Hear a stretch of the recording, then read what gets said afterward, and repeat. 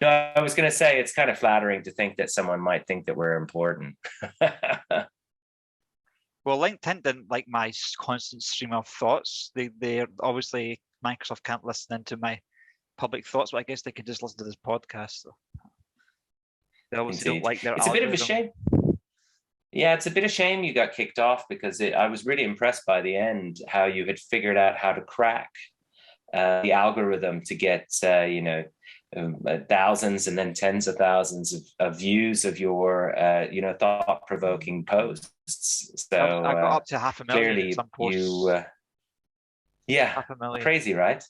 And so once you get to that point, LinkedIn just want you to be like at a point that gets them stuff. But when the algorithm just sort of sees the level of engagement you have, you become a threat because then you can annoy certain people. Like we'll say to LinkedIn, "Hey, this guy's always writing stuff on our posts that snarky comments and things like that."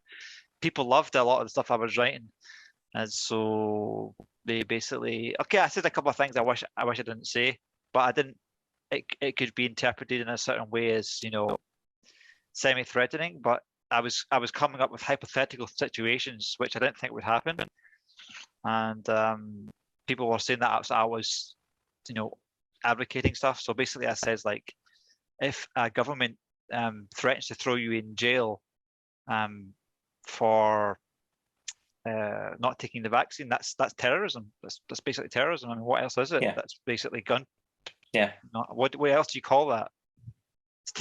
Well, it's quite funny because I did some research into the UN Convention on Protection from Enforced Disappearance. And enforced disappearance is the thing that kind of you're talking about there, when the government removes your liberties or literally makes you disappear. There is a UN convention that's supposed to protect you from that. It's fundamental for anyone doing activism to not have to fear their government disappearing them. But it turns out that not even Sweden has signed this. So I've been petitioning the government, and there's a new human rights agency, to say, look, as a fundamental human right, people need to be protected from their government offing them.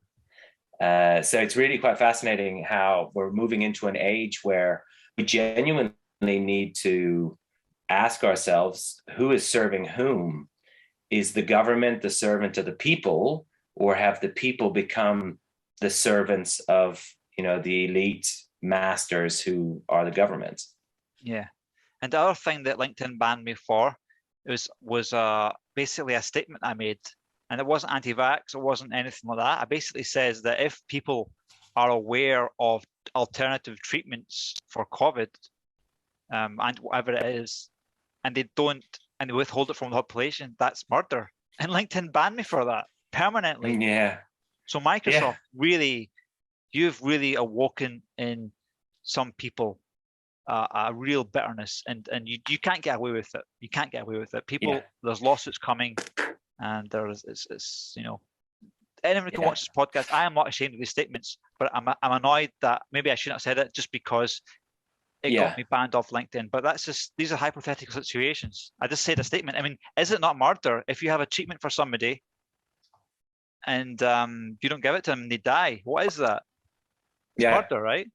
It's a statement. Well, and also the this getting banned for life from LinkedIn when vaccine injury is now a well-known occurrence.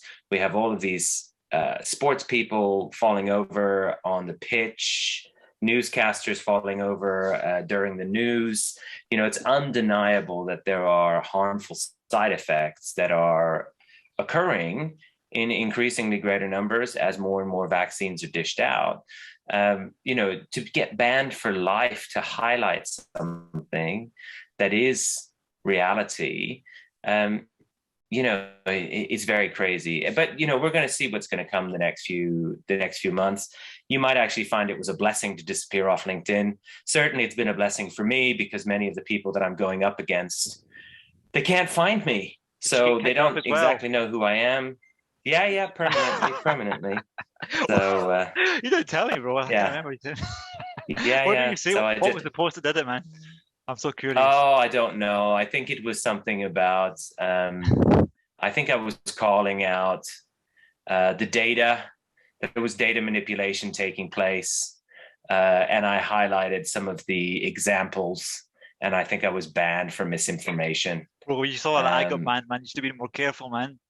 exactly. Well, no, I tried, but to be honest, again, it turned out to be a blessing, and I was able to get into places and meet people who, if they would have looked at my LinkedIn profile, they wouldn't have Really? given me space. So yeah, it's I don't mind. I mean, look, it's super interesting times at the moment. I'm going to hopefully go and meet a really famous environmentalist next week. No, the week after.